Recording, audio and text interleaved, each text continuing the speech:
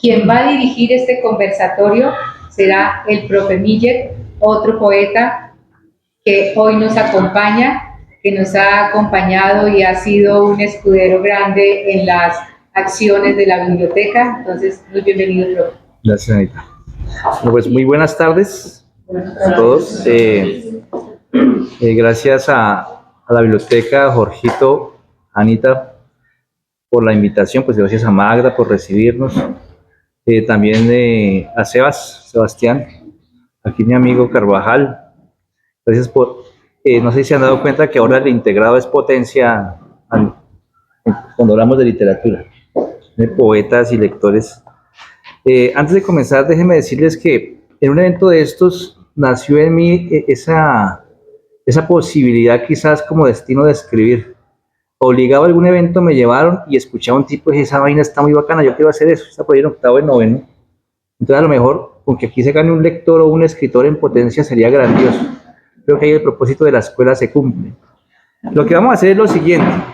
Yo leo un texto que estoy escribiendo, un ensayo sobre el libro, a manera de presentación, Los días del tulipán africano, y luego Alvarito pues nos comparte algunos poemas. Digamos que esa sería más o menos como la primera parte de lo que vamos a hacer, y la segunda parte, pues si ustedes todavía están despiertos todavía, y si todavía tienen algo de energía en esa cuestión de la escuela, que a veces se torna un poquito como compleja, ¿no? Porque uno se pone el uniforme y ¡bum!, se duerme.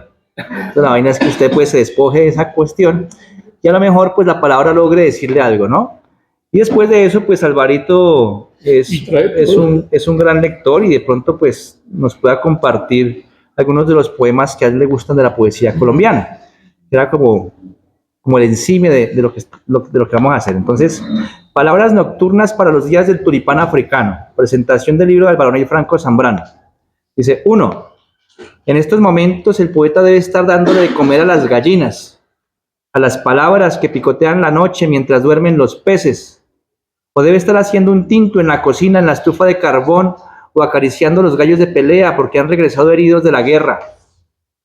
El poeta debió madrugar a darle cuerda al río para que siga curando la tristeza de los ángeles, o se pondría a pintar de verde las montañas que respiran como muchachas cansadas que solo quieren dormir, o andará vistiendo de fraga las frutas que salen a saborear el mundo en el verano, de la mano de esos hombres que alimentan espectros y perros callejeros en el alba.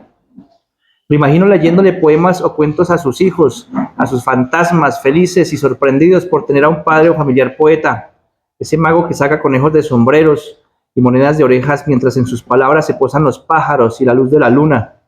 Su voz se enreda en la alegría de las plantas, en la corteza de los recuerdos, en el canto de las aves que protegen su casa. Su voz cae como la lluvia por la calle en la que los niños levan anclas en barquitos de papel en busca de ballenas, dragones y princesas ajenas al mundanal ruido. Me imagino molestando a Caterín, esa santa de la paciencia, mientras extraña a su madre, esa otra santa, secuaz del bandido de su hijo, que solo sabe robarle versos al silencio para aliviar la soledad de los amigos desde la distancia. Imagino que llamará en algunos minutos para leernos poemas e invitarnos a saborear su más reciente descubrimiento literario, mientras sus manos tiemblan, porque ha sido uno de los pocos que se atrevió a levantar el fuego que bajó Prometeo desde las montañas, porque la divinidad le brindó la poesía para aliviar el dolor de sus manos, con las que amasa la forma de los días. Lo imagino descolgando una guanábana o guindando la hamaca en la que la diosa ha de descansar un poco mientras contempla la llovizna. En sus poemas, el último tango que escucharon nuestros muertos. En sus poemas, una prueba de que la belleza existe porque el poeta encuentra todo bello. En sus poemas, nuestra infancia detenida para decirnos que el tiempo que nos queda tiene que ser el camino de la serenidad, de la plenitud, de la felicidad. En sus poemas, las criaturas que nos rodean observándonos adoloridas de tanto malestar humano. Lo imagino fabricando animales extraños y felices con la arena del río que dejó Dios en el patio de su casa para que le arrullara los sueños. 2. Santiago González, quien a través de sus trazos ha descubierto la escritura de un Dios observando los colibríes que conversan con las piedras, ha tallado en la entrada del reino de los días del tulipán africano uno de los sueños que tendrán los lectores de este libro que acaba de ser editado en Cali por el maestro Orlando López Valencia. El contraste de colores contagia plenitud en el espectador. Los tonos golpean los sentidos y hace que las resonancias evoquen espacios en los que la utopía resguarda nuestro espíritu, piedras y profundidad, orillas y respiración de una vegetación contenida pero entretejida por el agua, los caballos blancos de las olas y el latido de la transparencia. Cuenta además con un prólogo del gran poeta Jorge Eliezer Ordóñez y en la contracarátula una síntesis del cubano Roberto Manzano. Barbosa, Tunja, La Habana, Cali. Ese es Álvaro Rey Franco, un Quijote deambulando por países y ciudades, hechizando a la belleza para poderla compartir con el mundo. Desde el primer poema, una de las características del estilo del poeta. Los griegos en su tradición señalaban que la parresía, el arte de decir verdad, consistía además en hacer ver lo que no se ve a través de lo que se ve. He aquí entonces que Álvaro Rey Franco es un parresiasta. Habla de garbinches, trompos, yoyos, maromeros, melcochas, muñecas, aros y palitos, palabras y árboles, plantas y ríos, piel adolescente y fuego, amigos, hermanos y mascotas. Y mientras leemos llegamos a otros reinos, a otros mundos, a otros rumbos en donde nos encontramos con nosotros a través de la nostalgia. El poeta les da voz a sus fantasmas y ellos nos señalan orillas diferentes, detienen el reloj para que apreciemos el andar en un tiempo finito. El poeta cuestiona lo que hacemos, lo que hemos hecho con nuestra vida. Se sienta junto al niño que aún llevamos por dentro amordazado y frente a sus ojos despliega imágenes fascinantes. Libera a nuestro niño interior y lo invita a jugar con el lenguaje y los recuerdos. En el territorio de la memoria no hay óxido, no hay herrumbre, no hay salitre. Hay pátina y palabras que funcionan como red para pescar el tiempo que fuimos y que algún día dejaremos de ser. Debo confesar que uno de los elementos que más me gusta de la poesía de Álvaro Rey es lo que se filtra, lo que gotea de la estructura del poema. Por ejemplo, me encanta ese verso que cuenta sobre el balcón que nunca tuvo. ¿Cómo hacer poesía? O mejor, ¿cómo ha escrito la mejor poesía de esta parte del infierno? Un poeta que confiesa que nunca ha tenido un balcón. Parresiasta, el poeta desde la carencia en lo real entra por el camino de la imaginación, indicando que para que un balcón cuando se vive junto al acantilado del lenguaje, para que un balcón cuando hay árboles que permiten el juego de la guerra con granos de café a la orilla de un río cristalino, donde el niño que fuimos lanza piedritas al agua y esas ondas llegan hasta los últimos sueños que tendremos. Permítanme precisar lo que quiero decir y que surge de la poesía de Álvaro Rey Franco. ¿Cuántos sueños tiene un hombre? ¿Cuántos sueños vale un hombre? En esa cuenta regresiva, ¿cuántos sueños le quedan al amable y paciente oyente o lector? Es cierto que las mascotas permiten que los sueños sigan su curso y quizás puedan hacerse realidad. Lo mismo sucede con las pesadillas. Los poemas sueñan, se sientan a ver las imágenes que los contienen o sueñan las imágenes de sus creadores. Quizás el poema que mejor ilustra este grandioso mecanismo en parte de la obra de Álvaro Rey es el que lleva por título Las palabras nunca me hacen caso. Y dice así, dije río y una sequía de palabras reventó el silencio de las piedras. Casa y me he quedado solo dando vueltas como un perro que escarba la tierra en busca de sus huesos. Luciérnagas y me he quedado a oscuras palpando el recuerdo de la luz. Patio y un camino de hormigas arrancó de raíz la sombra del naranjo. El poeta es el artesano que guía nuestro espíritu por el borde. Allá abajo está el hechizo y pronuncia nuestros nombres el abismo. Sus imágenes se apoyan en las contradicciones aparentes y en ese eje de oposición se apalanca un extrañamiento capaz de enmudecer al lector. Entonces solo queda releer y volver a imaginar para saber que el sentido yace allí entre las palabras y las líneas y que quizás sea posible comprenderlo si estamos dispuestos a dejar esta racionalidad mutiladora. Escarbamos la tierra en busca de nuestros huesos, escuchamos atentos los gritos de las piedras, estamos inundados por hormigas y nos arrastran cada día hasta el día siguiente. La poética de Álvaro Rey Franco rastrea la profundidad desde el tiempo futuro. Es inevitable evocar películas como Stand By Me o The Sandlot. El tiempo triste de la juventud, como decía Salvatore Quasimodo, en realidad es el tesoro. Luego sigue el desierto en el que viven los adultos, a merced de las deudas eternas y de las impostaciones de una cultura cada vez más frívola y sometida a los totalitarismos de ocasión. De todas las criaturas sobre las que escribe el poeta, me quedo con sus poemas a los perros. Ya había escrito poemas sobre Benji y sobre Anubis, ahora escribe sobre Duncan, y mientras el perro está acostado cerca al muro, Álvaro Rey lee lo que le ha deparado el destino. Tocaste la puerta de mi casa materna cuando mis manos eran el vuelo de un fantasma sepultado de miedo. Con Argos continúa el desdoblamiento, y es que en su poética el perro es símbolo de nostalgia contenida a merced de la belleza y de la muerte. El perro en realidad es una clepsidra maltratada por el tiempo. Su destino en la tierra es vivir poco y nutrirse de amor, abandono y desamparo. Inevitable de recordar Dogman, la más reciente película de Luc Besson, y que comienza con el siguiente epígrafe: donde hay un desdichado, Dios envía a un perro. Al final concluimos que el problema no es cuando ese ángel se va con sus ojos y ladridos de este mundo. El verdadero problema es cuando nos sobrevive, porque ¿quién lo cuidará? Siempre podremos escribir poemas para sobreponernos al dolor del duelo y a lo mejor asimilar la pérdida, pero si esa criatura queda a la deriva, sin amo y sin afecto, se alcanza a vislumbrar la dimensión de la orfandad. Tener un perro es darle una mascota al niño que llevamos por dentro y que nos mira con asombro y decepción. Al final, Los días del tulipán africano es un tratado sobre algunos misterios de la infancia, propiciando el reencuentro con lo que le daba sentido a lo que fuimos. 3. Son 2 párrafos. ¿Cómo van? ¿Vamos bien? Amigo Naranjo, ¿cómo vamos? 3. Los grandes poetas han amaestrado su infancia como quien afila un cuchillo para internarse en la noche. Por eso sabemos en estas tierras abandonadas por el mar y a estas alturas de la civilización que el Baronel Franco es uno de ellos, sino el único guerrero en tiempos de miseria en los que la poesía ha sido enterrada o ha huido en desbandada gracias a la frivolidad de los hombres. Mientras las bombas caen y se levantan los fusiles y huyen horrorizados los sobrevivientes, y desde lejos los señores de la muerte se pasean campantes entre cadáveres y escombros, el poeta, ese niño con método, como bien lo supo ver García Lorca, va con su tambor marchando por el campo de concentración, recogiendo los elementos extraviados del reino para rescatarles el temblor. Poeta hechicero, conoce el lenguaje del río, de las plantas y los animales. Con su palabra alivia la tristeza inmortal que cicatriza el destino de los juguetes, de los perros y de los sueños del patio. El lector de poesía descansará un poco en su recorrido de desierto si logra internarse en el mundo que palpita en este libro.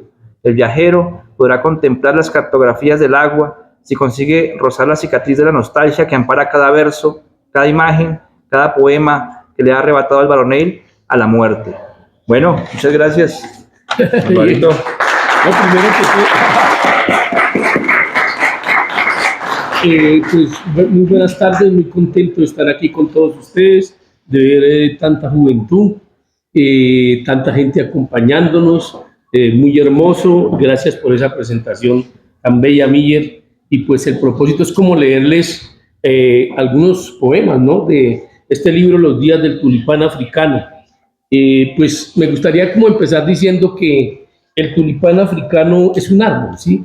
Y pues es traído de África.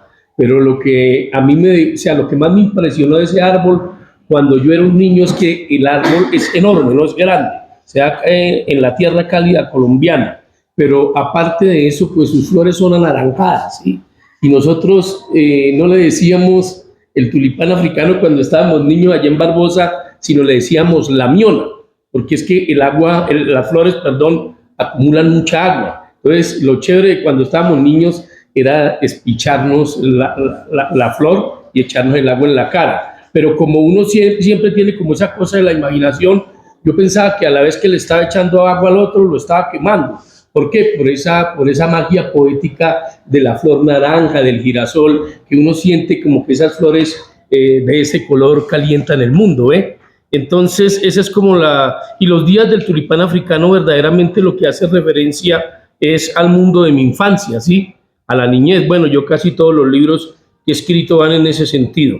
Entonces, pues voy a empezar así como con un poema cortico, pero primero preguntarle aquí a los jóvenes si conocieron los yoyos, ¿cierto? Sí, ¿cierto? Los yoyos. Bueno, los yoyos con los que yo jugué cuando era niño eran de madera.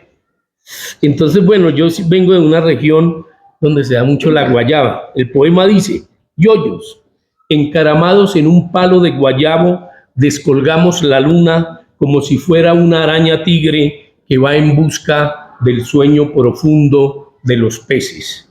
Entonces ese es el poema Los yoyos. Tengo un poema Los trompos, ¿sí?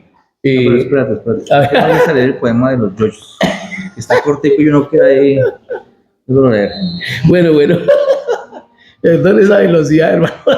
Sí. Yoyos, encaramados en un palo de guayabo, descolgamos la luna como si fuera una araña tigre que va en busca del sueño profundo de los peces. Trompos. Bueno, los trompos también eran de madera. Hoy en día no son todos de madera. Yo recuerdo el trompo marrano, ese era un trompo grande. Y a ese era que uno le daba como pines, uno se colocaba como el trompo aquí y había un trompo que era el hacha y ¡pa! Le pegaba ese trompo grandotote y lo iba rajando, hermano. Era también en cierto sentido cruel. El poema dijo... ¿Todavía cachan para eso? Ya no, ¿no? No, eso ya... ¿Ya no juegan trompo? ¿Han visto jugando trompo alguna vez? Sí, Sí, pero ya no con ahora cachan para jugar billar, pero ya no juegan trompo. Sí, era muy bonito eso. Bueno, entonces va el poema Trompos. Trompos. Existe el trompo jumbo de baile suave como las nubes del verano. El cobra que se enrolla en la pita y lanza picotazos al aire como buscando un enemigo escondido en su sombra. El hacha cuya máscara de verdugo va astillando el corazón del bosque, haciendo añicos los círculos de seda donde gime el trompo enmochilado que le heredé a mi padre. Bueno, entonces eso es como algo de los juegos que registro ahí, ¿sí? De esos juegos que viví en mi infancia. Otra cosa bonita que nosotros hacíamos en ese entonces, pues todos recuerdan cuando la familia se convocaba o se reunía alrededor de las melcochas, ¿no? Nosotros las desplegábamos en el lavadero, pues después de calentarlas y las cogía uno y comenzaba a batirlas hasta que daban el punto. Nos gustaba hacerlas con cola y pinto y la hermana cogía así, le daba como una vuelta a esas melcochas y ellas iban blanqueando. Entonces, a partir de toda esa visión, yo escribí este poema. Melcochas, ¿a dónde volaron las manos de la hermana que le daban la vuelta a Saturno mientras estiraban el olor a melcocha que sigue viajando en una hoja de naranjo? Vuelvo y lo leo. ¿A dónde volaron las manos de la hermana que le daban la vuelta a Saturno mientras estiraban el olor a melcocha que sigue viajando en una hoja de naranjo? Y bueno, entonces, no sé cómo van, sí. Es que bueno, este se lo escribí a mi papá. Pues yo he hecho siempre como las historias. Mi papá aprendió en Suaita, Santander, pues a nadar. Pero él para aprender a nadar le tocaba botarse a los pozos. Y para botarse a los pozos él se colocaba atrás en las espaldas y amarraba con fique, con caullo un totumo, pues para no irse a ahogar. Porque él era solo, él vivía con las tías, con las abuelas, él se crió con mujeres, ¿sí? Y entonces de esa manera él aprendió a nadar. Yo aquí pues me puse a pensar en mi padre y en mi madre, que pues sigue en mi corazón porque ya falleció, pero les escribí este poema. Totumo, en homenaje a mi papá y a mi mamá. Mi padre calma la sed de su palabra con la frescura verde del totumo. En él guarda la sonrisa de mi madre para cruzar los peligros del río. Es como un homenaje ahí a la vieja que reía harto. Y voy a ver cuál es. Bueno, usted me dice lo de los perros, ¿no? Sí, bueno, tuvimos un perrito, era un bulldog. O sea, ese bulldog lo compré con el premio de poesía que me gané en Tunja con el del SEA. Entonces fui hasta Bogotá y pues pensé, dije, necesitamos un perrito. A mí siempre me han gustado esos perros por lo que son todos gorditos. Bueno, y en alguna manera pues quería que el perro me pareciera al dueño. Pero entonces el problema de Argos es que, si ustedes lo recuerdan, es el perro que reconoció a Ulises después de haber partido para la guerra de Troya, pero creo que el perro lo reconoció, le batió la cola y al rato se murió. Entonces yo tenía como esa impresión de que de pronto pasara eso, pero me dije, no, vamos a ir positivos y lo colocamos a Argos. Lo cierto es que no duró sino 4 años, o sea, muy poquito. Uy, yo lo quería mucho, hermano. Y bueno, entonces fruto de que todo eso, lo que más me dolía era que me iba para el colegio. Yo prácticamente vivo en el colegio donde trabajo, vivo muy cerquita. Entonces allá hay un parque y yo veía a la gente con sus perros. Claro, y yo me imaginaba que cada perro que llevaba cada persona, pues era mi perro. Entonces el poema dice así: Argos 2, Argos, yo no te olvido. Cuando paso por el parque de camino al colegio, te veo en los perros que huelen el color de las flores. Te presiento en la sombra brillante de los árboles, perseguida por tus ojos de niño. En sueños siento que me sacas la lengua o golpeas la taza del agua porque te fuiste con mucha sed de vida. En sueños siempre nos damos la mano porque necesito tu fuerza para ir por el mundo. Ese es el poema que le escribió al perrito. A ver, ¿qué más? Bueno, aquí hay un poema, no sé cómo vamos. ¿Cómo vamos? ¿Bien? Naranjo, ¿cómo vamos? Bien, este poema yo se lo escribí, me puse a pensar en las palabras que uno dice cuando es niño, ¿sí? Y que las dice con los dientes de leche. Y si de alguna manera cuando uno se va arrancando los dientes de leche, unos se los arrancan a uno, otros uno se los quita, pero ¿para dónde se fueron esas palabras? Porque con esos dientes pronunciamos palabras y esas palabras un día, pues tal vez siguen con nosotros, pero como que uno las botaba al techo, qué sé yo. Entonces les comparto este poema. Las palabras de mis dientes de leche. ¿Para dónde se fueron las palabras de mis dientes de leche? Aquellas que se abrazaban a mi madre cuando la lluvia caía con pedazos de cielo. Las que iban por la calle repitiendo los gestos de mi padre para no olvidar los mandados. Las mismas que se raspaban las rodillas por estar pendientes del paso de unos ojos con alma de cometa y se escondían debajo de la mesa para escapar de los fantasmas y guardaban silencio cuando los gatos se iban de la casa, cuando abríamos las tumbas de los perros en las sombras del patio. ¿Para dónde se fueron las palabras de mis dientes de leche? Ese poema recibió una mención de honor en el concurso de poesía de la Casa Silva, ¿no? Sí. ¿De cuántos poemas? No, eso ahí en ese concurso debe mandar muchos poemas. Yo que este quedó como de 10º. Pero pues bueno, chévere también que le reconozcan a uno su trabajo.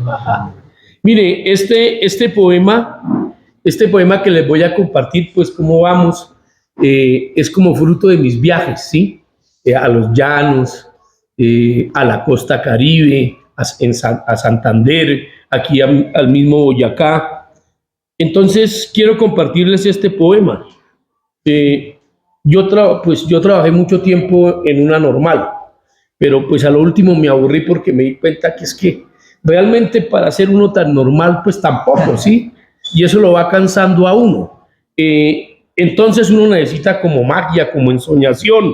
Este poema se llama Gente fuera de lo normal y dice: esa que viene por el cielo y nos trae las calles donde jugábamos a la olla quemada, o te espera en el balcón de una ciudad para mostrarte el vuelo de un gavilán pollero, y te recibe en la orilla de un río donde brilla el sabor del pescado moncholo, o te manda matar una gallina que persigue los ojos de tus hijos y te enseña el canto de los vaqueros que refresca la sed de la llanura, o te habla de árboles que brisan como la voz de Celia Cruz cuando cae la tarde y te descubre los cactus, las cabras y los espinos gallineros que sostienen los filos de un cañón amarillo, o te hace sentir los dioses verdes y azules de lagunas sumergidas en el silencio de los páramos. Gente fuera de lo normal que anda con mochilas de fique donde reservan para ti la sombra dulce de los mangos. No sé, digan algo. Si lo están escuchando. Sí. ¿Sí están escuchando todavía? Isabela, ¿cómo vamos? ¿Qué tal esa poesía?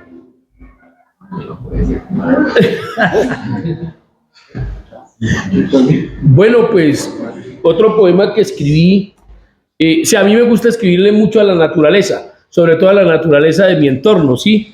Y bueno, este poema se llama Loma. Cuando yo era joven, pues me gustaba ir a caminar a la loma, eso era muy bonito. Pues allá uno encuentra mucha naturaleza, muchos árboles, arroyuelos, bueno, en fin, loma. Loma donde los helechos refrescan el vuelo de las palomas y el perfume rojo de los arrayanes alborota mi espíritu de piedra. Loma desde donde miramos un río olvidado por nuestro corazón, camino que me llevó de la mano por el barro que me enciende la sangre y las nubes donde viajan mis sueños.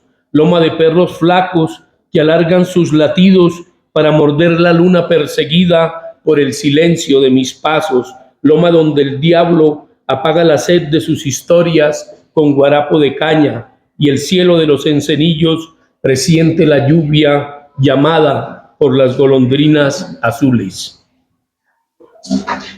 Bueno, en la tertulia, ¿qué hacen? Leemos, conversamos. Bueno, Ellos pues pueden preguntar. También, claro. ¿Sí? sería chévere como hablar un ratico. Sí, también. No sé si tener un poeta tan profundo y tan sentido como Álvaro Neira es como, ¿cómo decirlo? ¿No? Es en cierto sentido una fortuna. Entonces, poderle preguntar, para mí es uno de los mejores poetas, si no el mejor poeta de toda esta parte de Colombia. Y pues no es porque sea amigo de uno, ¿no? Porque igual nos maltratamos mucho también, Sí. pero hay que decirlo, ¿no? Porque ese tono no lo tienen por acá. Tiene una tradición, ¿no?, de la poesía colombiana Sí, muy claro. específica. Y él ha sabido mantenerse ahí. No se vende, ¿no? O sea, uno podría crear artificios para agradar a esos espejismos de la crítica ahora, pero el hombre ha sido muy sensato con sus principios y con su origen, y eso es genial reconocerlo, ¿no? Entonces, aprovechen. Si alguno de ustedes está comenzando a escribir o quiere ser escritor, pues estas oportunidades son grandiosas, ¿no? No sé. Tienen la palabra. Ahora los del Guillermo León Valencia tienen la palabra. Entonces vamos a ver. O de Quebec, ¿no? A ver, Allá. ¿Qué es lo que más te ha gustado de recolectar toda esa tradición de lo que has vivido en tu infancia? ¿cómo? ¿Qué es lo que más te ha gustado de recolectar todo lo que viste en tu infancia para hacer el libro? De todo lo que he recolectado de mi infancia. Bueno, mire que me gusta la palabra que usted utiliza, o sea, la palabra recolectar, porque en cierta medida, cuando yo era niño, lo que más me gustaba de mi infancia, pues creo que es algo que no es aconsejable.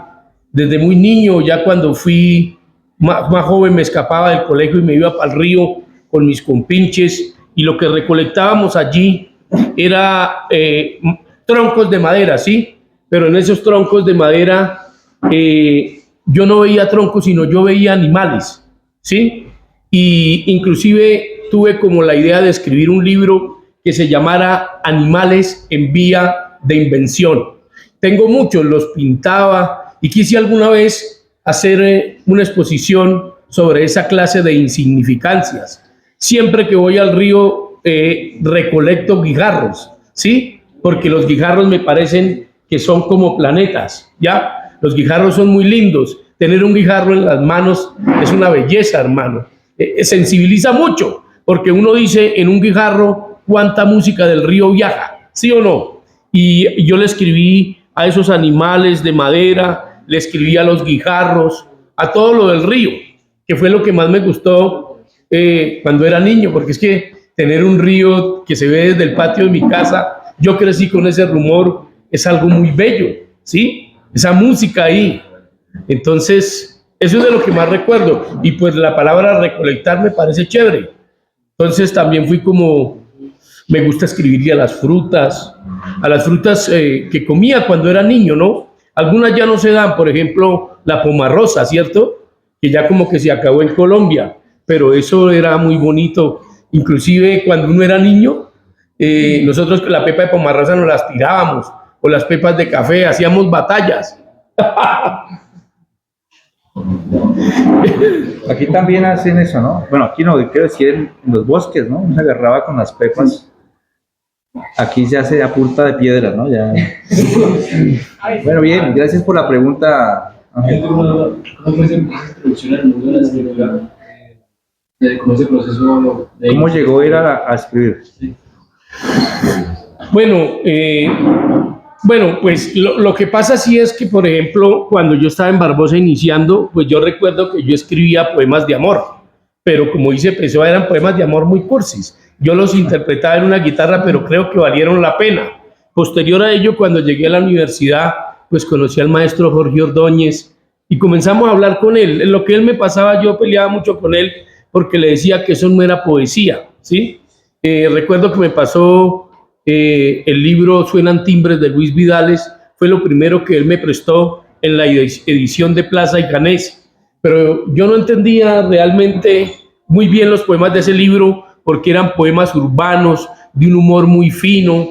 Pues a mí me gustaba, era como, bueno, escribir poemas de amor pues para conquistar peladitas en ese entonces, ¿sí?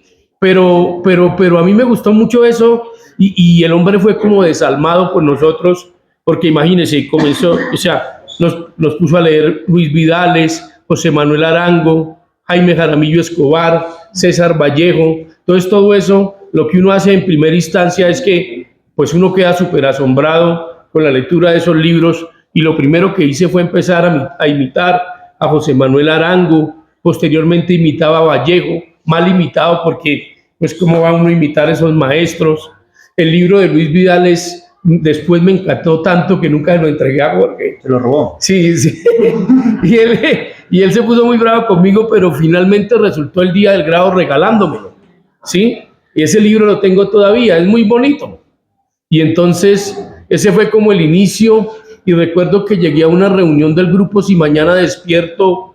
Un día me dije, pero ¿cómo hago yo para escribir algo que sea mío? Porque es que en la poesía hay que buscar su propia voz, aunque eso es muy difícil lograrlo, tal vez uno nunca lo logre, pues lo que uno escribe también es suma de lo que ha leído y de los poetas que más le ha amado. Y llegué con 2 poemas que le escribí a mi papá. En ese entonces creo que en el taller del grupo estábamos leyendo Carta al Padre 1 y Carta al Padre 2 de Franz Kafka. Yo escribí Carta al Padre 1 y Carta al Padre 2 de Franz Kafka, y estábamos leyendo Carta al Padre de Kafka. Pero entonces lo que yo hice fue como escribirle a un padre de origen campesino, a un padre muy espontáneo, contador de historias, a un hombre que me motivó mucho a escribir poesía, porque él ha escrito demasiados poemas. Él todavía está vivo, frisa a los 81 años. Y llegué con esos 2 poemas y no sé, yo creo que ahí como que fui encontrando, pues también sé que recibo influencias. Yo he leído mucho a Eugenio Montejo, he leído mucho a Gómez Hattin, he leído a Ledo Vivo, a este poeta chileno Jorge Teillier. O sea, como que esa gente que le canta al entorno, al contexto más cercano, ¿sí? Entonces así fue como empecé. Y de ahí seguí escribiendo a la abuela Lucrecia, al tío Luis, y bueno, hice un libro que se llama La Saga de los Clavellinos, de esa manera. Y desde ahí pues he tratado como de... todos los días escribo y todos los días leo. Escribo poemas, escribo ensayos. Se lucha. ¿Alguien más? ¿Cuál es el río que atravesó su infancia? Bueno, el río es un río que yo digo, dicen que separa Boyacá de Santander, pero los ríos nunca han separado nada. Los ríos lo que hacen es convocar y congregar y unir la gente. Son cosas que se inventan, pues, esos trazos y políticos, ¿no? Imaginarios de la política, porque yo en esos ríos, en el río, por ejemplo, Suárez, en el Saravita, yo me he abrazado con gente de diferentes partes de este país. Entonces ese fue el río que me conoció en la infancia. Un río muy bueno, pues yo conocí una parte de él, y lo más lindo del río era que nosotros nos íbamos por diferentes partes. Unas piedras enormes que hay allá en el río Suárez, las bautizamos los hipopótamos. Hay una parte donde es como un tobogán natural, y en ese tobogán natural pues lo llamamos los caballitos, porque uno va como columpiándose. Aquí está mi hijo Neil Alejandro, él disfruta botando en los caballitos. Hay una parte que se llama el desnucadero, y también le escribí poema. Se llama así porque precisamente hay un arquero de microfútbol allá que era muy bueno, que se llamaba el finado Papitas. Yo no le alcancé a hacer ningún gol porque yo jugaba microfútbol, pero lo cierto es que el tipo un día se botó borracho de ahí, no miró que el río cambia todos los días y que uno también cambia todos los días, se botó y se rajó la cabeza en 2, y desde ahí quedó el desnucadero. Entonces ahí hay poemas también a eso. Me gustaría como leerles un poema que le hice a los caballitos. Fíjate que responde la pregunta. ¿Sí? ¿Puedo hacer la- Bueno. De hecho, no tengo una pregunta, pero pues Ya comenzó a hablar ya. quiero poner una tilde en la palabra que utilizaste por el contexto y las personas que están aquí, de cursi. Los poemas que están escuchando de Poeta Neil son un trabajo que ahora uno lo escucha y encuentra la belleza, la profundidad, el ritmo y quiere cantar. Pero si ustedes quieren escribir, no se preocupen porque este trabajo que están leyendo lleva mucho tiempo, un proceso, lleva un proceso de sufrimiento y de arreglo y de conquista. Y eso a veces cuando uno es pequeño, lo digo por experiencia, porque cuando yo leía en el colegio, que yo estudié aquí en este colegio, y nos ponían a leer, yo decía, pero es que es imposible que uno vaya a escribir, por ejemplo, este párrafo así. Yo no sabía que había un proceso, la gente se demoraba meses para escribir un poema, por ejemplo, o para pulirlo, no tanto para escribirlo, sino para pulirlo. Quiero notar eso porque no importa que escribamos, lo primero que escribamos sea cursi.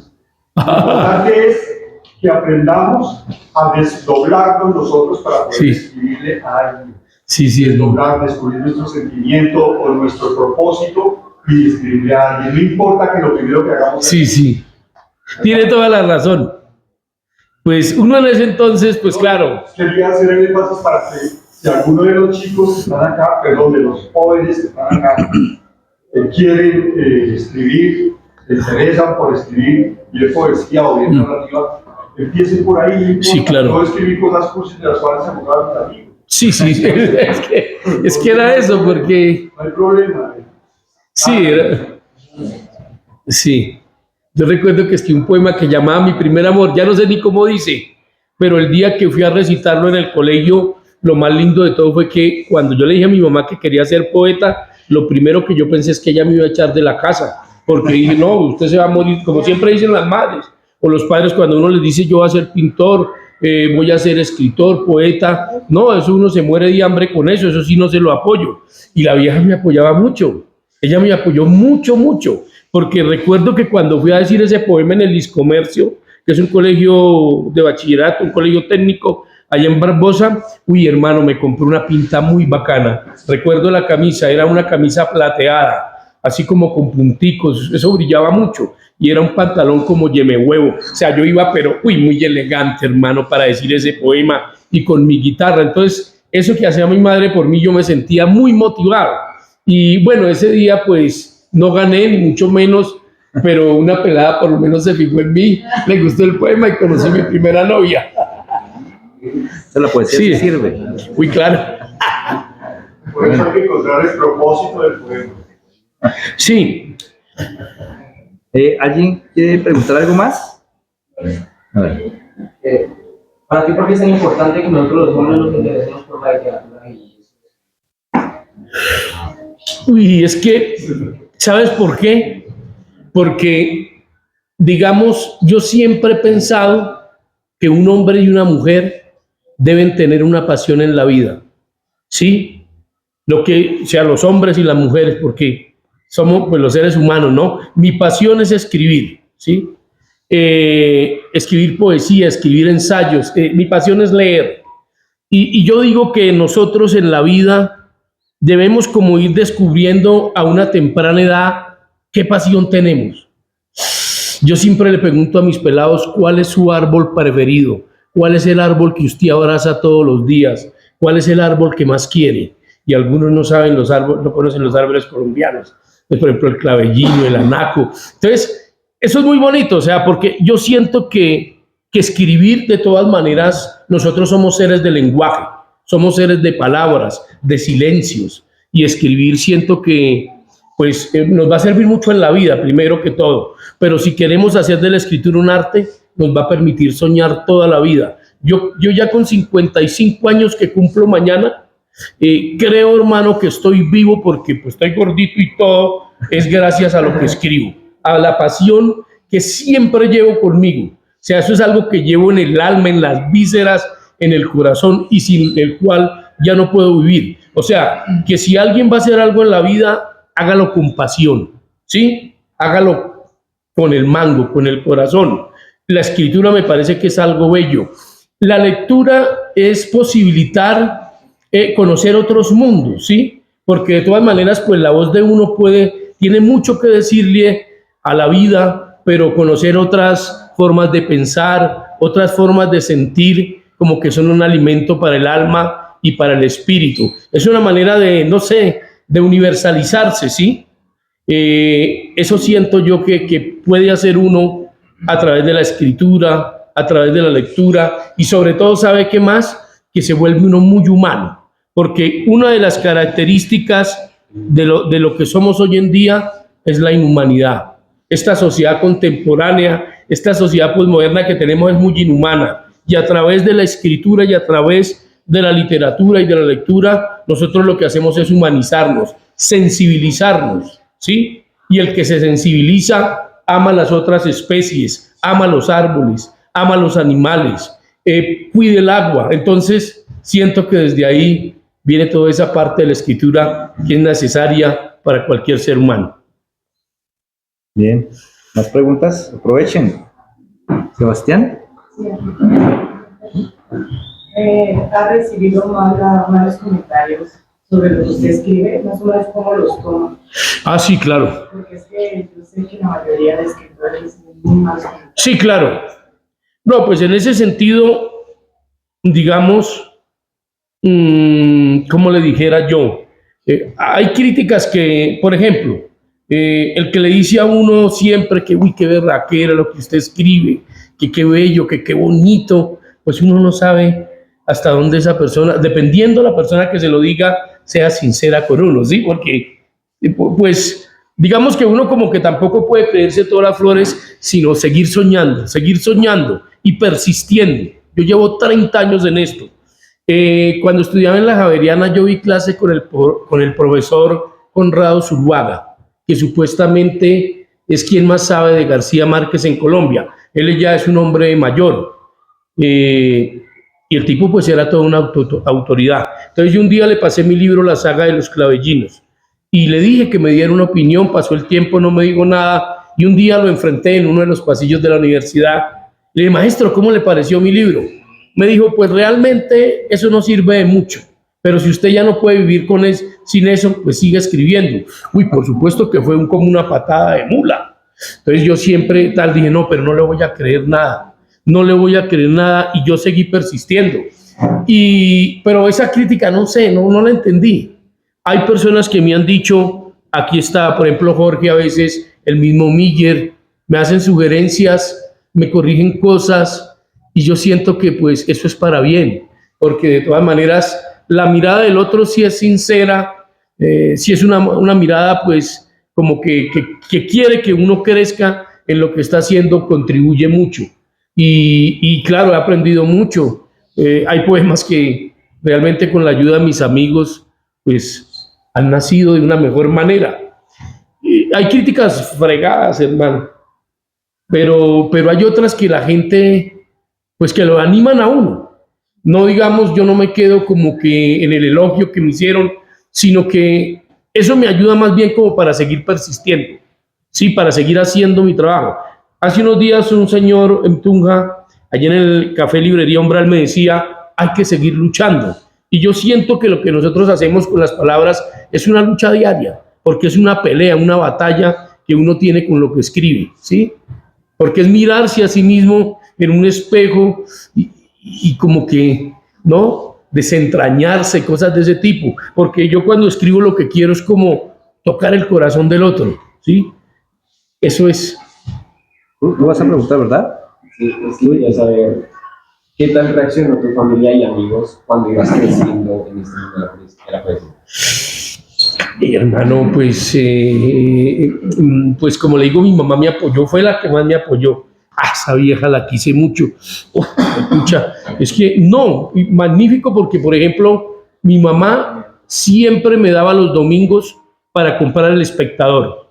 Y entonces yo me iba, pues Barbosa es un pueblo, es pequeño. Yo me iba para el centro a comprar El Espectador, y lo más lindo, la revelación más hermosa, era llegar allá donde el señor Villamil, que estaba tomando tinto, y él sabía que a mí me gustaba leer, y nos poníamos a tomar tinto y me fascinaba el olor de la tinta porque llegaban muchos periódicos. Yo me iba con mi espectador para mi barrio Gaitán, que es el barrio más popular de Barbosa. Cuando quieran ir allá, pues ustedes me dicen porque es peligroso entrar sin compañía. No, mentira, no, es un barrio muy bacano, de gente muy soñadora. Pero entonces me gustaba el olor a tinta y yo llegaba ya a mi cuadra y debajo de un palo de clavellino, un clavellino centenario, por decirlo de alguna manera, que sembraron mis abuelos, yo me ponía a leer el Espectador, sobre todo el Magazine Dominical, tanto en la época que lo dirigió Julio de la Ciregui, como en la época que lo dirigió Juan Manuel Roca, ¿sí? Entonces, pues mis primos, mis hermanos estaban trepados en el palo de clavellino y lo convertían como en una suerte de nave espacial, ¿sí? Y me hacían morisquetas, muecas desde allá, pero yo seguía leyendo, yo estaba con ellos. Claro que también a veces me gustaban muchas cosas que otras. A veces dejaba uno al lado la lectura y se iba para el río a comer naranja, a comer guayaba, a bañarse. Eso es muy rico, hermano. Entonces, esa sería como la pregunta, ¿cierto? Pues la familia siempre me dijo que yo estaba como loco. Yo salía en la cuadra donde yo nací, hermano, y lo primero que hacía era: buenos días, señor Sol, buenos días, señor Sol. Así el grito entero. Yo tengo una voz fuerte. Yo fui locutor deportivo en mi tierra, en La Voz de la Provincia, pero me echaron porque sufro de la vista y confundía los números de los jugadores. No es un chiste, es la verdad. Ahí está, yo trabajé en La Voz de la Provincia. Entonces yo, hermano, siempre era como con esa fuerza, como con esa energía. Me gustaba mucho el patio, escudriñarlo, mirar los misterios que tenía, desenterrar juguetes perdidos, todo eso. Y pues mi familia siempre me vio como loco, pero me querían. Y cuando empecé a escribirles poemas a ellos, uy, eso fue tenaz, hermano, porque imagínese que le escribí un poema a mi tío Luis, que es un maestro de construcción, y llegamos todos los compañeros, casi todos los compañeros de Si Mañana Despierto, y bueno, compramos un petaco de cerveza y debajo del palo de clavellino yo le fui leyendo el poema que le escribí a él, y un hombre de bigote, mano, un hombre de bigote, un macho, recio, y toda esa joda, el man empezó a llorar ahí, yo nunca había visto eso. Entonces cuando él empezó a llorar, yo también empecé a llorar, como que esa vaina así es la sensibilidad, pero él que era tan fuerte y todo, yo nunca pensé que, sí, y después me quiso mucho, y un tío me enseñó a soñar mucho, hizo zapatos, hermano, ese tipo hace de todo, es un pequeño Dios. Entonces con él aprendí a tomar trago, con él aprendí a escuchar tangos, aprendí a escuchar boleros, nos dijimos la vida, aprendí a jugar microfútbol. Entonces la aceptación fue chévere. A mí me quieren allá, la familia me quiere harto y nosotros somos como muy unidos. Es el loco de la familia. Pero sobre todo, pues mi mamá fue la que más me apoyó. Uy, mi mamá dura. ¿Carvajal? Sí, bueno, maestro, yo sí lo voy a decir poetas sin hipocresías, porque sí, eso de los halagos siempre es comprometedor, ¿no? Sí, claro. Y porque a un poeta se le conoce leyenda. Sí, yo sí. Cuando leí lo conozco por los poemas, más que por la persona, ¿no? Pero los poemas hablan por sí solos. Y porque siento esa coherencia, como esa búsqueda, ese estilo que es muy difícil, pero que su merced la logra muy bien. Y que ya después, cuando lo conocí, pues comprendí justamente esa coherencia que hay entre ser poemas, que es lo que lo hace a un poeta, ¿no? Sí. Y hoy, por ejemplo, ya mata con el de yo no tengo más. Ahí no ya para qué. Gracias. ¿Para qué más poesía? ¿No? Sí. Sí quisiera que nos hablara un poquito de la imagen, porque lograr imágenes de la poesía actual pues es muy complejo, ¿no? Imágenes yo creo que es como lo más complejo dentro del mundo poético. Entonces, no sé, que nos hablara un poquito sobre esa creación de imágenes. Sí. Bueno, es una muy buena pregunta porque, mire, amigo Jairo, o sea, lo que yo siempre he luchado, a mí me gusta que mis poemas tengan imágenes. Me fascina eso de las imágenes. Ahora, no sé cómo lo logra uno. O sea, no sé si es por la práctica, si porque uno está escribiendo constantemente, porque eso es algo difícil. A veces uno cuando las está escribiendo, uno dice, yo quiero que esta imagen vaya por acá, pero le sale otra cosa. Y eso que le sale, que uno no espera, pues a uno le termina gustando. Uno no sabe si es alguien que escribe por uno o si finalmente uno es el que escribe. Siempre que me ha gustado que la imagen, sea la imagen que puede ser olfativa, puede ser visual, puede ser táctil, se acompañe con el oído, ¿no? O sea, porque yo mis primeros poemas los empecé a escribir con la oreja. O sea, yo como que iba, por ejemplo, colgado en el Transmilenio en Bogotá, iba escribiendo el poema. En un tiempo, yo nunca los leía, sino los decía de memoria. Entonces, me gustaba como ese encuentro, esa comunión entre la música, entre la imagen y la síntesis, ¿no? Después, ahora pues estoy como, para serles sincero, como encontrando otras cosas. Me gusta mucho como la contradicción, como la oposición, como la paradoja, y coger una paradoja y sintetizarla en una imagen. Entendí que también íbamos como, le voy a dar un ejemplo, pues no propiamente de mi poesía, pero yo creo que entonces uno tiene, digamos, como en esas metáforas universales de la poesía, como lo dice Roberto Manzano, una de ellas es la oposición entre luz y sombra. Es decir, que la luz no existe sin la sombra y la sombra no existe sin la luz, ¿no? Entonces he estado trabajando eso, pero lo más bueno es que esas oposiciones, esas como contradicciones y paradojas, toca sintetizarlas, porque la poesía tiene que ser ante todo pues algo muy breve, ¿no? Sí, no puede. Entonces, pues yo habría como traído unos libritos para dar unos ejemplos. Este recurso me gusta mucho. Mire, fíjese, este poema se llama Amantes. Desnudos afrentamos el cuerpo, como dos ángeles equivocados, como dos soles rojos en un bosque oscuro. El verso es muy poderoso. Fíjese la posición: dos soles rojos, bosque oscuro. Entonces uno ahora como que busca encontrar esas imágenes, pero creo que son como mucho de orfebrería, como de precisión, para que lleguen por el oído y también pues entren por el sentido de la vista, como dos vampiros al alzarse el día. Entonces eso me ha gustado, eso lo he estado trabajando de un tiempo para acá, ese tipo de oposiciones entre luz y sombra. Me gusta que haya música, que haya un ritmo, que haya una música en lo que uno escribe, pues para tratar de conquistar al otro. Y la verdad, no sé cómo, pues uno va escribiendo y a veces reescribo mucho los poemas. Yo cojo y me pongo a escribir esas imágenes que realmente a veces yo ni las controlo, y tacho y rompo, pero generalmente pues como que últimamente saco como los poemas, me van como surgiendo. Si quiere le comento la última experiencia que tuve de escritura. Vea que me puse con mi mujer, yo le había comentado a Miller acá, me puse a mirar unos documentales de Frida Kahlo. Mi hermano, pero eso me pareció impresionante, cómo se llamaba ella, con Diego Rivera, y sobre todo ese amor, ese odio que se tuvieron, ese odio tan cercano al amor. Y yo dije, vamos a hacer un ejercicio. Entonces, mientras tomábamos onces y mirábamos, fui como mirando las pinturas, la vida de ella, lo que se decían, y iba escribiendo las imágenes. Y las escribí todas tachonadas y todo, y después sacamos, porque ahorita estamos con la idea que mi compañera, mi mujer, va a escribir de mi último libro, va a escribir a mano los poemas, como para tener esa memoria, porque ella tiene una letra muy bonita.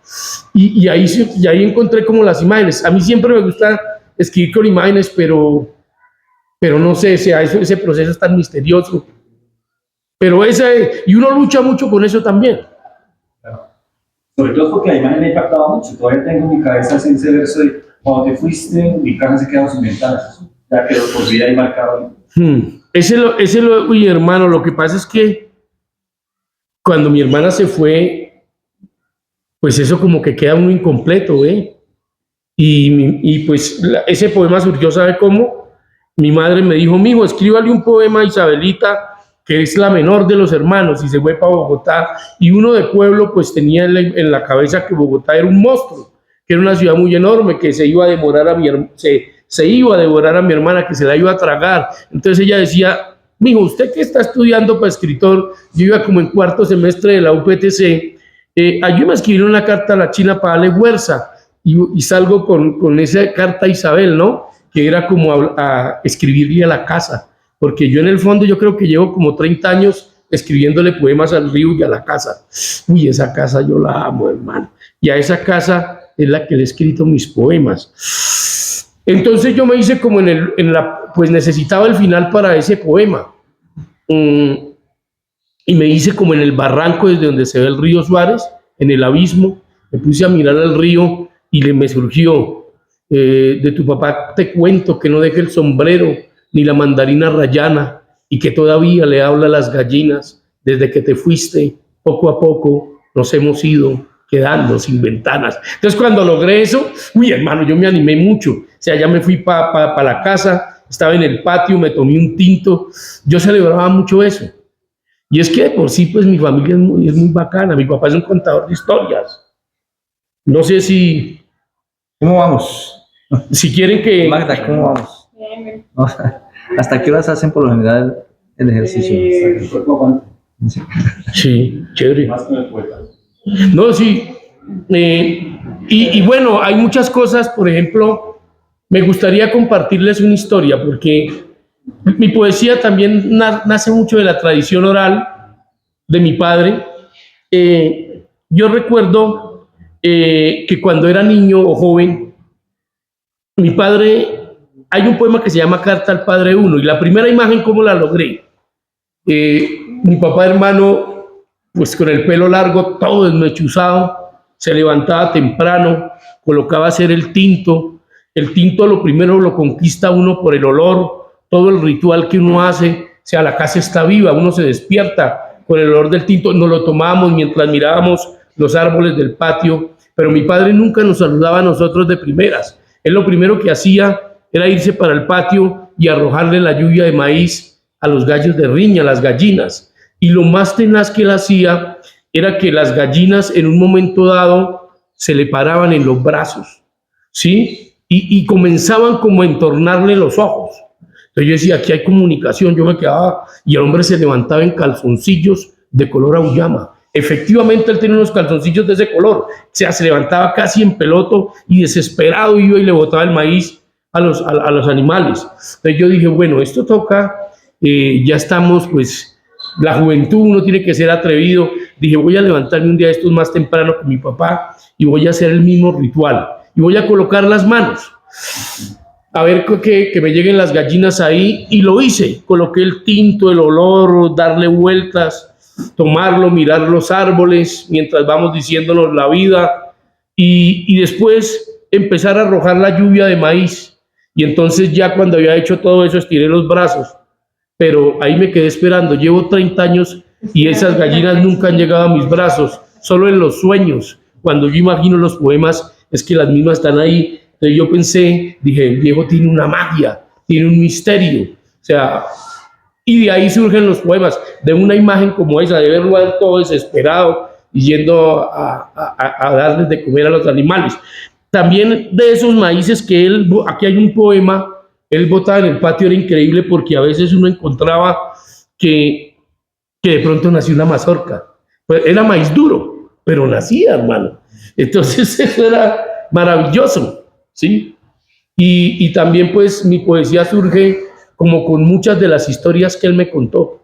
Él vivió mucho tiempo en la costa Caribe, llegó enamorado del sabor del bocachico, me decía que el bocachico mono de río tenía un mejor sabor, que el bocachico de ciénaga más oscuro, que sabía barro. Entonces me fue llenando la cabeza. También le escribí un poema que se llama Bocachico mono. O sea, las historias que él me contó, muy chéveres.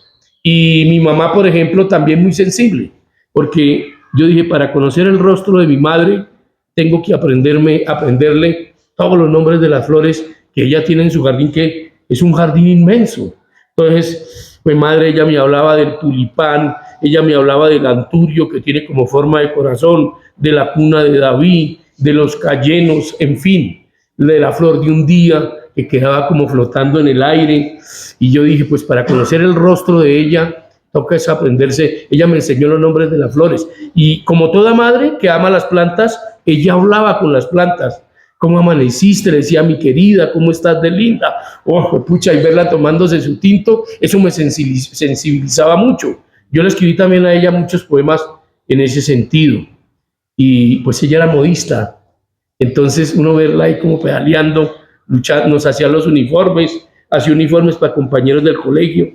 Ella me enseñó, pues, como, digamos, ella me enseñó a leer. Y lo más bonito de todo era que ella tenía una colección de novelas de Corín Tellado, y de Julia y de Jazmín. Entonces ella dejaba una lectora voraz, ella dejaba las novelas en la mesa de noche. Y claro, cuando yo veía que ella se dormía, yo iba por el libro y miraba qué es lo que pasaba ahí. Y yo recuerdo que en ese entonces uno hasta se enamoraba de las protagonistas de esas novelas de amor. Y uno salía como a buscarlas en el mundo, pero no las encontraba, como quien busca a la mujer de un bolero, y uno se da cuenta que verdaderamente el arte es una exaltación de la vida humana, ¿no? Porque, pues, ¿dónde encontrar la mujer de un bolero, hermano? Entonces todo eso sí. Bueno, la vaina es que estos muchachos están sufriendo. ¿Cómo van? Isabela, tú mandas. Quiero hacer una pregunta. Bien. ¿Qué consejo le darías a las personas que apenas están iniciando, que yo en este? Bueno, pues yo creo que bueno, como decía Arturo anteriormente, muy importante, pues atreverse uno también a dar ese primer paso, ¿no? O sea, digamos, un viaje de 1000 leguas empieza con un paso, dicen en el Tao Te Ching. Entonces, atreverse también, porque lo que pasa es que muchas veces uno se cohíbe es porque en el colegio, pues uno quería leer su poema, pero uno lo leía y los demás se burlaban o le tomaban del pelo. A mí me pasó eso. Yo un día en Barbosa dije frente a unos futbolistas que yo era poeta y todos los manes se jugaron de la risa. Y, uy, poeta aquí en Barbosa. O sea, pues me veían como de otra manera, como si yo fuera como femenino, una cosa así, porque no. Pero entonces yo creo que hay que intentarlo y sobre todo es clave como con los profes también, digamos, leer, porque definitivamente uno termina leyendo muchos poetas que lo animan a escribir demasiado. Y no sé, vivir hasta poéticamente, ¿no? Dejarse vivir la vida, dejarse seducir por la naturaleza.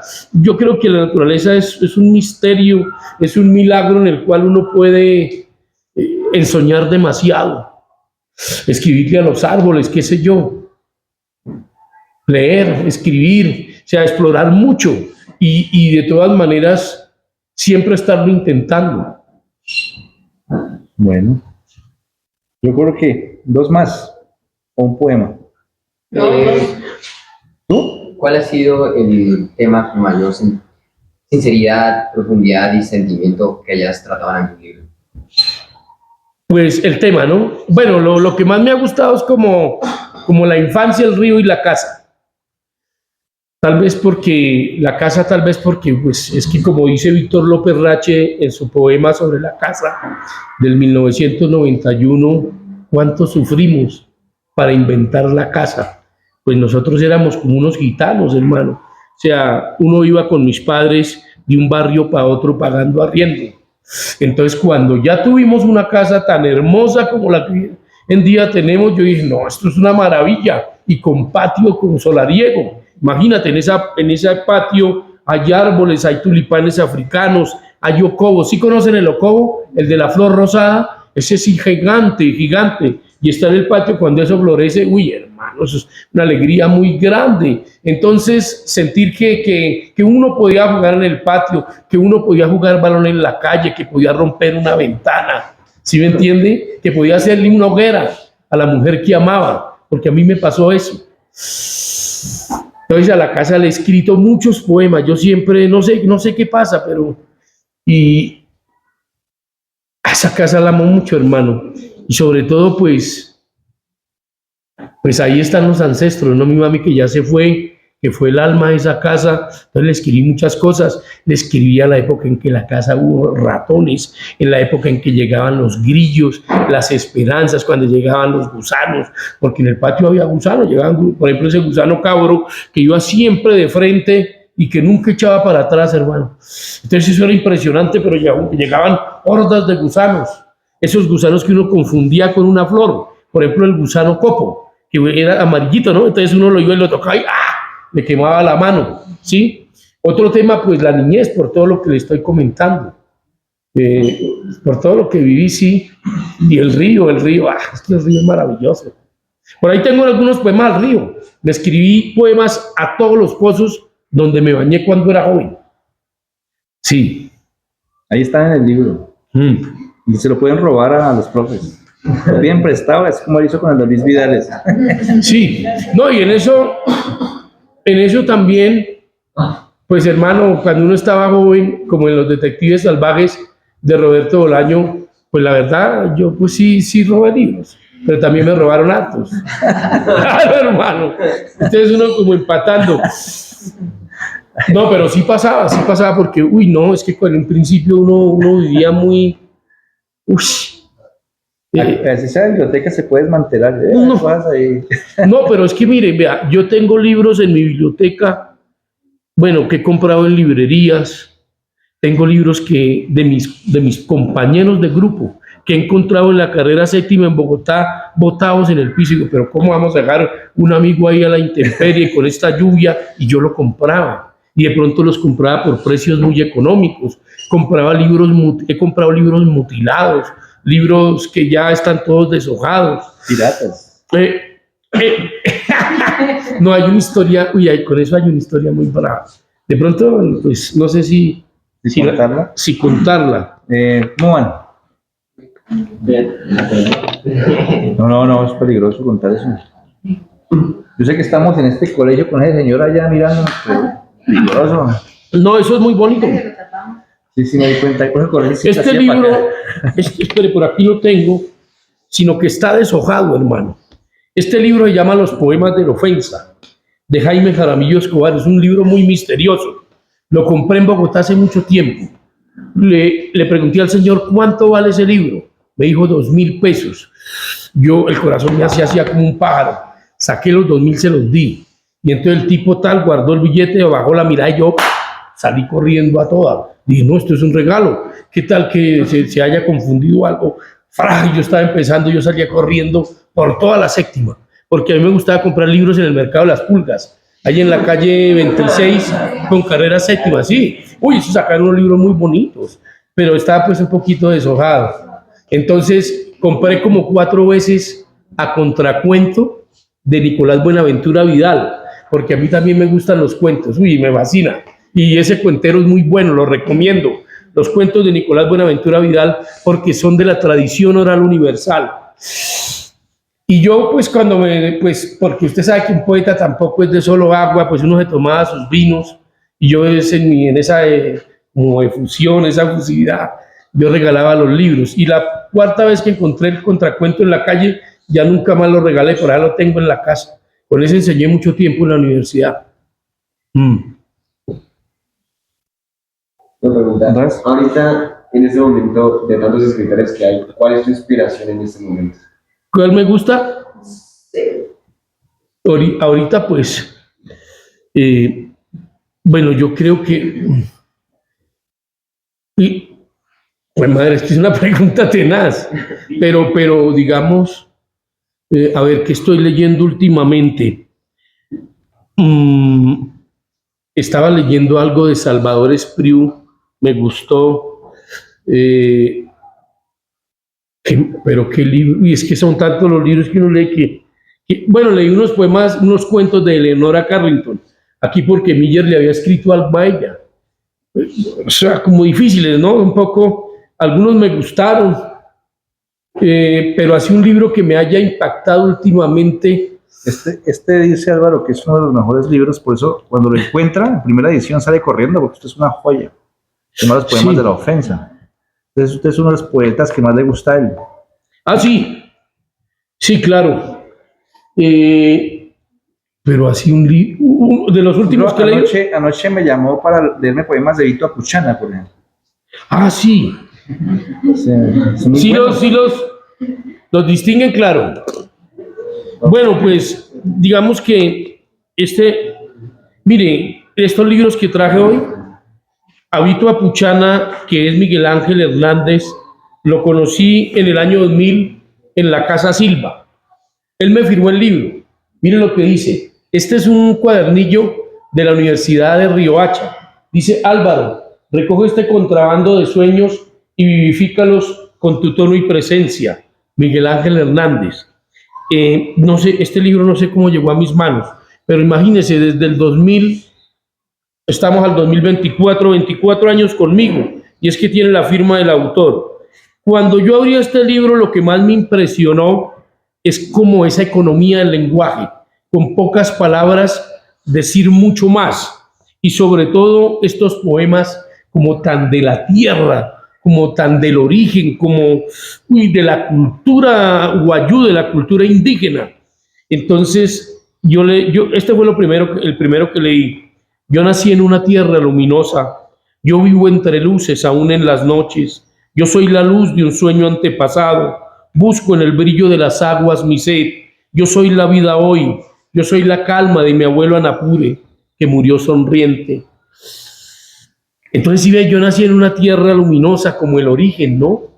Pues madre. ¿De las mujeres está ahí? Sí, y yo vivo entre luces aún en las noches. ¿Sí notan lo que les he venido diciendo, la posición entre luz y sombra?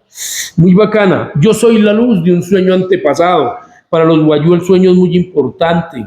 La luminosidad, viven en un desierto.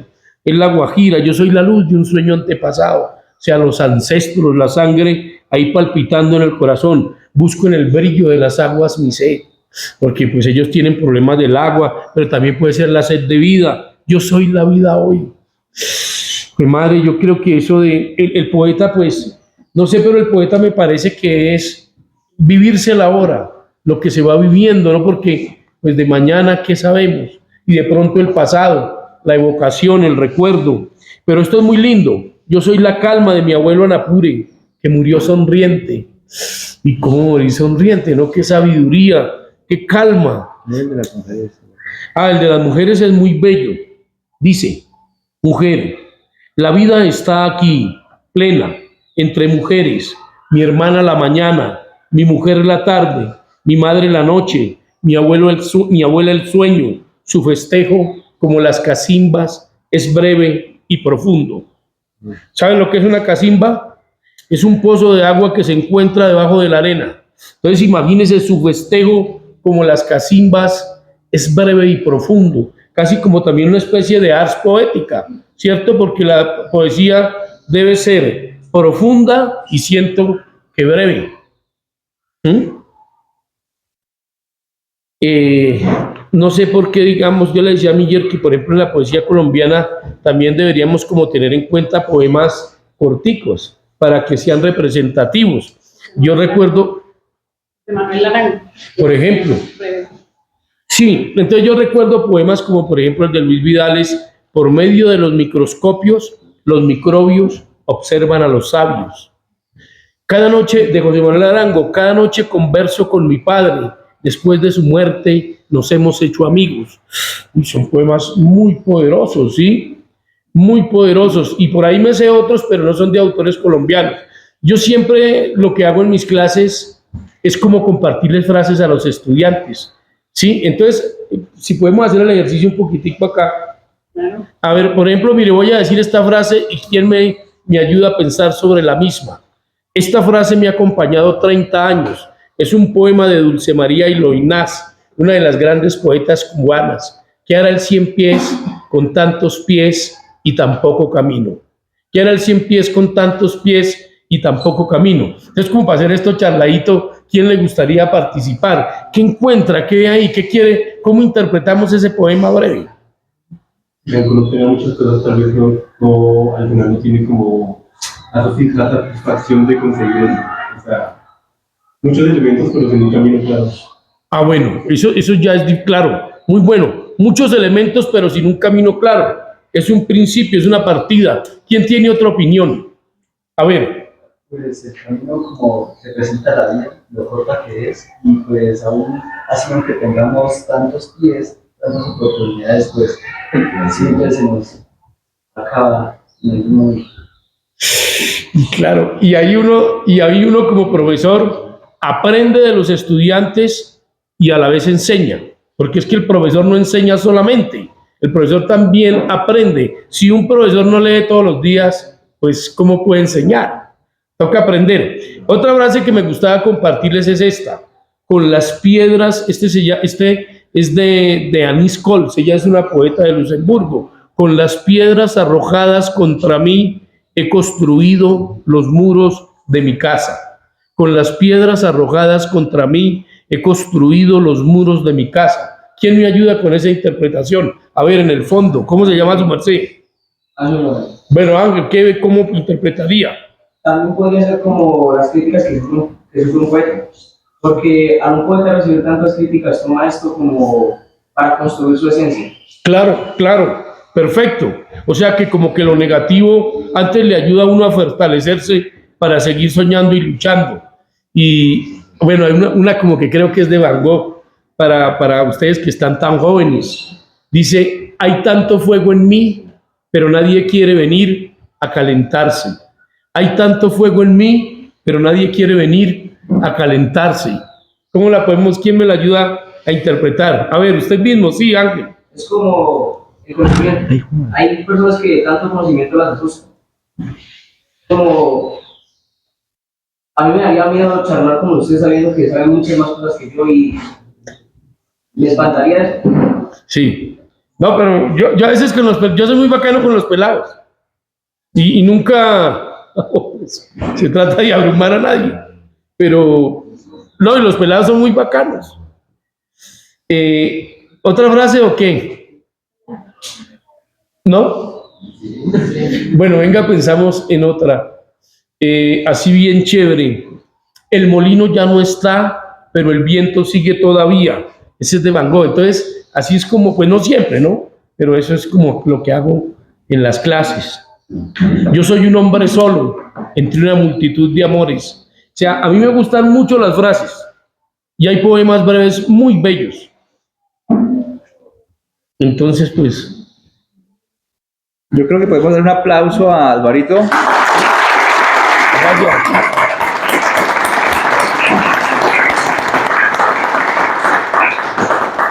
Pues Magda, yo no sé cómo ve esta cuestión. Yo sé que él estaría dispuesto a, pero no sé, no conozco mi público. Entonces tú miras, a ver, tú mides. Poemitas para cerrar. Estos chicos están desde las 6 de la madrugada. Uy, por eso. Están, No, yo sé sí, que... están, pero yo creo que cerramos con poesía, Barbarito ahí. Y que quieren fotos también, entonces toca dejar tiempo ahí para los fans también. Vale. Bueno, entonces, bueno, vamos un poema. Vea, este poema no sé por qué se llama Caballitos persiguiendo la lluvia.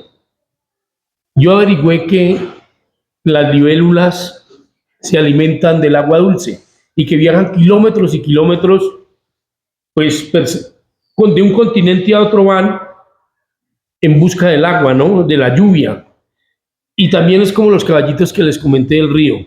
Caballitos persiguiendo la lluvia. Yo tuve un caballito de espuma montado en una piedra volcánica y cuando relinchaba botaba fuego por narices y boca. Yo tuve un caballito de laja en cuyo oleaje las algas danzaban con el viento. Yo tuve un caballito de brisa con la cola enredada en los árboles y los ojos anochecidos por la luna. Yo tuve un caballito de nube que me soltó una lluvia de azulejos donde navega mi alma de libélula. Entonces, bueno, y me dice Miller aquí, pues yo crecí entre gallos, o sea, yo cuando hablo con Barbosa, o sea, cuando hablo con mis papás, cuando me comunico con mis familiares en Barbosa, no alcanzo a escuchar lo primero que escucho antes de la voz humana es el canto de los gallos. Entonces dice, tiene un epígrafe de Eugenio Montejo que dice, ¿dónde se esconde el eco de ese canto que se quedó sin gallo, que no cuenta con patios ni verdores? Canto donde mi alma vuela como cometa entredormida, cabeceando los sueños de los días. Gallos que sacaron pecho cuando el rostro de la casa se hundía en la tristeza y levantaron la energía del padre para que rebuscara el maíz de los hijos. Y se fueron a luchar a otros patios para que las calles me conocieran los zapatos y mis domingos vistieran de alegría. Gallos abrigados con nidos de luz y de altamisa para curarles el miedo a los fracasos. Gallos que volvieron vencidos a recobrar sus crestas donde brilla el sol de la mañana, y se bañaron con tierra para celebrar el milagro de cantar la leyenda de un patio, gallos que hacían equilibrio en las cuerdas de la ropa para que el viaje de sus almas picoteara las galaxias y el pasto soñados como su paraíso. ¿Puedes leer este ya para compadre? Es que la anécdota es chévere. Así.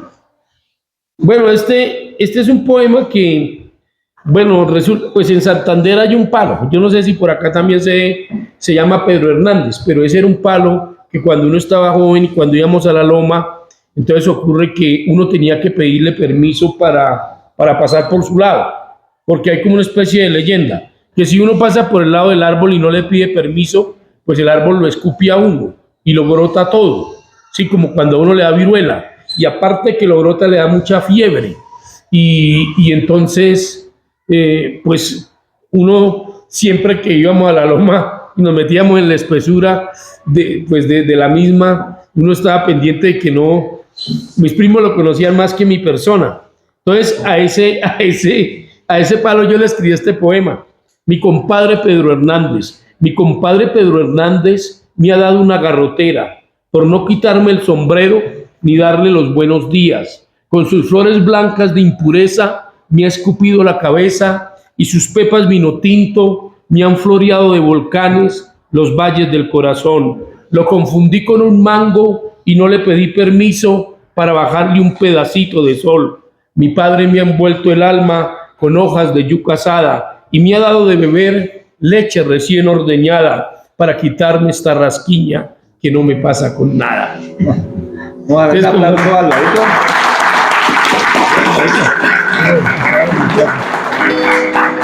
Bueno, muchas gracias. Y yo necesitamos las fotos acá.